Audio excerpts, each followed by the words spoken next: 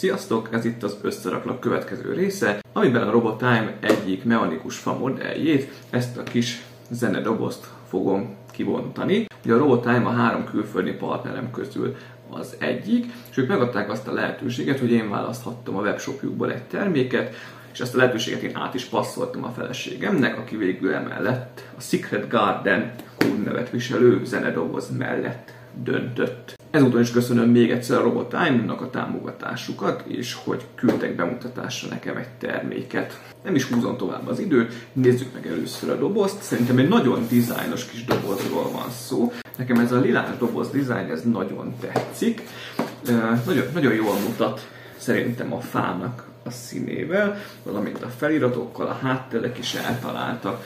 Ugye az elején a doboznak látjuk magát az elkészült modellt, a nevét, milyen kis adatot, hogy össze kell rakni természetesen, fogaskerekek működtetik, valamint van benne egy titkos rekesz is, van QR kód, ami az oldalára irányít át, ugye figyelmeztetés az apró darabok miatt a fulladás veszélyre, valamint ez valószínűleg egy nagyobb témának az egyik darabja, ugyanis itt az van írva, hogy Chapter 11, tehát 11. fejezet, Dancing with you in Dream.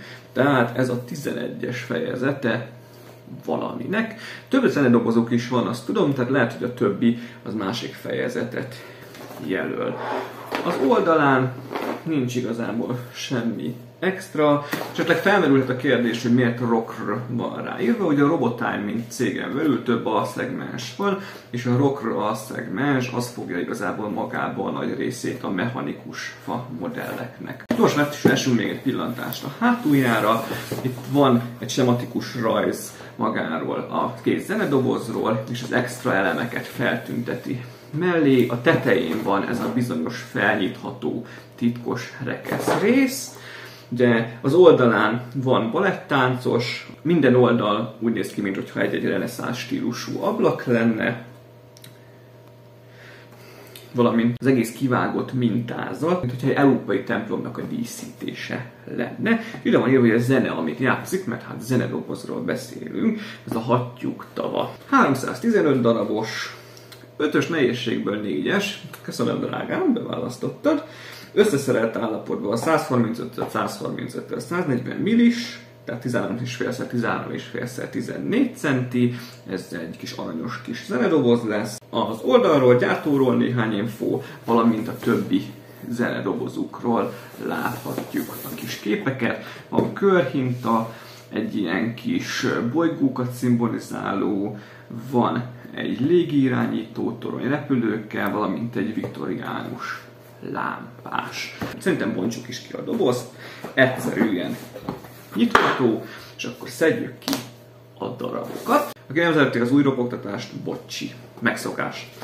Azt mondja, mivel is kezdjük? Van rögtön egy olyan darab, amivel még nem találkoztam, ha bár már raktam össze a Robotime-tól korábban terméket, a tökhintót, valamint egy nagy földgömböt, de úgy sejtem, hogy ez a kis mechanizmus fogja majd magát ugye a zenét játszani. Azt mondja, van benne még külön egy rugó, ez megint csak sejtésem, de szerintem abban játszik majd szerepet, ugye, hogy a teteje a zenedoboznak felnyitható legyen.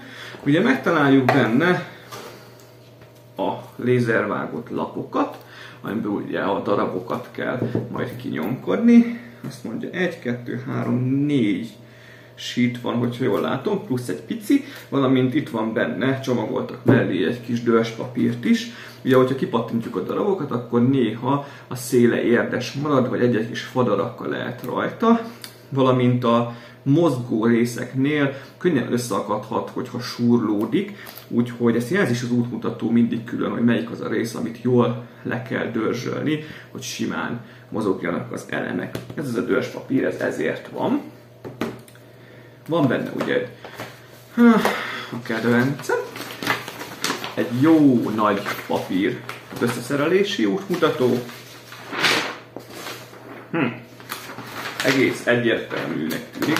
Nem is ezzel szokott a probléma lenni, csak kicsit macerás elhelyezni itt az összerakás közben, hogy lássam. De nem baj, megoldjuk. Az elején egy kis tájékoztatóval, jelmagyarázattal, mire kell figyelni, hol kell be beviaszozni, hol kell ledörzsölni, melyik oldalnak kell lenni a mintásnak, az üresnek, hol kell forgatni a modellt, mindent leírják, valamint eddig még ilyen nem volt korábbi útmutatóimban. Van egy lista, egy darablista, hogy milyen darabból mennyit találunk. Ez nem erre vonatkozik, hanem ezekre a darabokra. Hát, hogyha jól látom, van még ebbe egy-két plusz rész. Ilyenek se voltak az előző modellekben. Úgy látom, hogy ebbe az zacskóba vannak szivacs darabok, egy pici csavarhúzó, van egy kis gömb, ami a tetejére kerül, csavarok, anyák, valamint ezek ilyen ragasztók lehetnek, gondolom majd a szivacsokat kell felragasztani valahova. Kívülről nem látszik egyébként ezen a dobozon, hogy hol lesznek ezek a szivacsok, majd meglátjuk.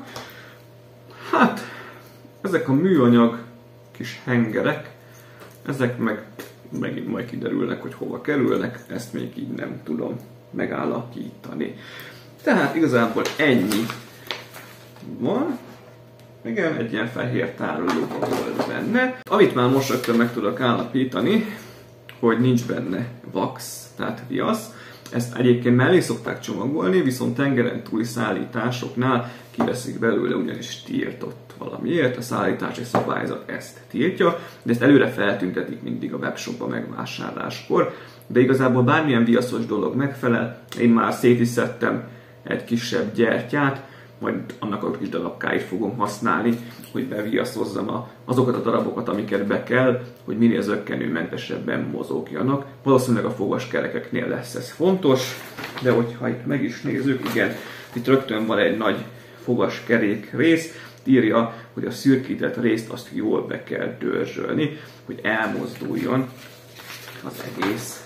Az útmutató egyébként arra még kitérek, hát 10 lépésből áll, vagy ha szigorúan veszünk, de egy lépés azért több allépést magába foglal.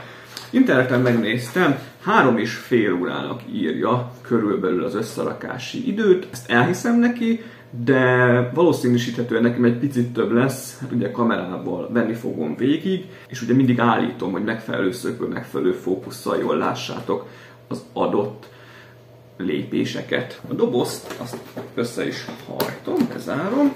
Még mindig azt mondom, hogy ez egy nagyon szép doboz.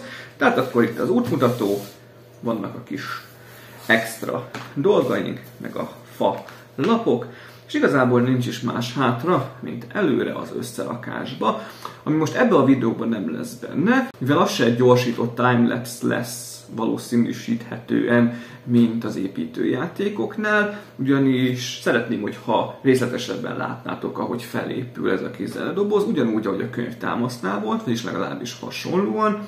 Úgyhogy ennek a videónak itt most vége lesz, és a következő videó fogja majd tartalmazni a teljes összerakási procedúrát elejétől a legvégéig, és akkor lesz egy harmadik videó, ez a terv, szintén mint a könyvtámasznál volt, és abban a harmadik videóban fogjuk a kész terméknek a részleteit megnézni. Már izgatottan várom, szerintem bele is fogok kezdeni az összerakásba. Írjátok meg kommentben, hogy ha raktatok már össze esetleg hasonló fa modellt, melyik volt, mennyire élveztétek, és a következő videóban, az összerakás videójában találkozunk. Addig is mindenki vigyázzon magára, szép napot nektek, sziasztok!